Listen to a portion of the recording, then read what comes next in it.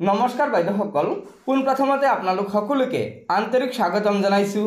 বাইদেউসকল, যি সময়ত আমাৰ ৰাজ্যৰ অংগনবাড়ী কৰ্মী সহায়িকাসকলে দৰমহা বৃদ্ধিৰ দাবীৰে ৰাজ্যজুৰি অসহযোগ কাৰ্যসূচী চলাই আহিছে, ঠিক তেনে সময়তে আমাৰ ভাৰতৰ এখন ৰাজ্যৰ ৰাজ্য চৰকাৰে সদনত অংগনবাড়ী কৰ্মীসকলৰ দৰমহা 10,000 টকা, মিনি অংগনবাড়ী কৰ্মীসকলৰ দৰমহা 7,000 টকা আৰু সহায়িকাসকলৰ দৰমহা 5,500 টকালৈকে বৃদ্ধি কৰাৰ কথা ঘোষণা কৰিছে।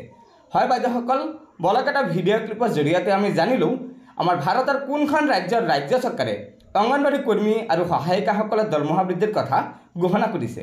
তাৰ আগতে আপোনালোকক এটা অনুগ্ৰহ কৰি আমাৰ এই ভিডিঅ'টো লগৰ বান্ধৱীসকলক শ্বেয়াৰ কৰি আজিৰ এই গুৰুত্বপূৰ্ণ খবৰটো জনাই দিব আৰু পৰৱৰ্তী সময়ত অংগনবাড়ী কৰ্মী আৰু সহায়িকাসকলৰ বিভিন্ন খবৰসমূহ পোনপ্ৰথমে পাবলৈ অনুগ্ৰহ কৰি আমাৰ এই চেনেলটো ছাবস্ক্ৰাইব কৰি ল'ব।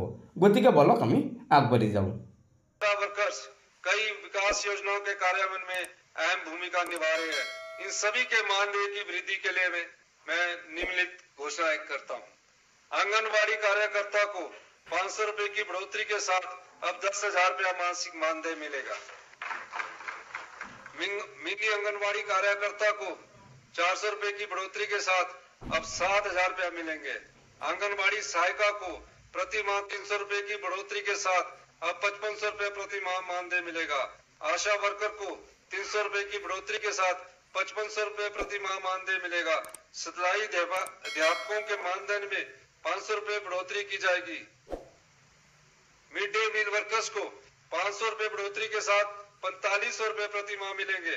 গতিকে বাইদেউসকল, যদিও আমাৰ ৰাজ্য চৰকাৰে আমাৰ ৰাজ্যৰ অংগনবাড়ী কৰ্মী আৰু সহায়িকাসকলৰ দৰমহা বৃদ্ধিৰ ওপৰত কোনো ঘোষণা কৰা নাই, তথাপিতো আমাৰ ভাৰতৰ বহুকেইখন ৰাজ্যৰ ৰাজ্য চৰকাৰে ইতিমধ্যে তেওঁলোকৰ ৰাজ্যৰ অংগনবাড়ী কৰ্মী আৰু সহায়িকাসকলৰ দৰমহা বৃদ্ধি কৰিছে। শেহতীয়াকৈ হিমাচল প্ৰদেশৰ কংগ্ৰেছ চৰকাৰে তেওঁলোকৰ ৰাজ্যৰ অংগনবাড়ী কৰ্মী আৰু সহায়িকাসকলৰ দৰমহা বৃদ্ধিৰ কথা সদনত ঘোষণা কৰিছে। সেয়েহে আমি আশা কৰিব পাৰোঁ যে আমাৰ ৰাজ্য চৰকাৰেও লোকসভাৰ নিৰ্বাচনৰ প্ৰাক্ষণত হ'লেও আমাৰ ৰাজ্যৰ অংগনবাড়ী কৰ্মী আৰু সহায়িকাসকলৰ দৰমহা বৃদ্ধিৰ কথা ঘোষণা কৰিব পাৰে।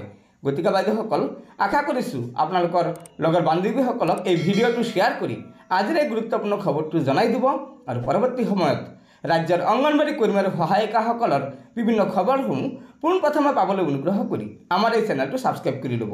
গতিকে আজিৰ ভিডিঅ'টো ইয়াতে সমাপ্ত কৰিলোঁ। ধন্যবাদ। জয় অসম।